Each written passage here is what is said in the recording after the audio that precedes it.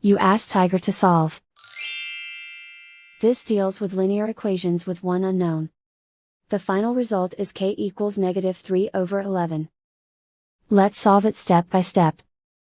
Simplify the expression. Expand the parentheses. Multiply the coefficients.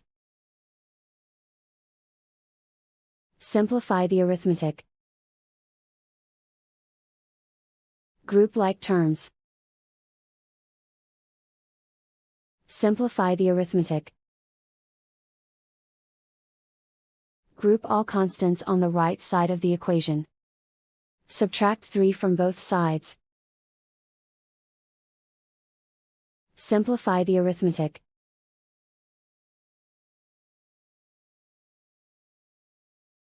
Isolate the k.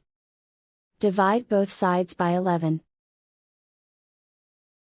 Simplify the fraction. And so the final result is k equals -3/11.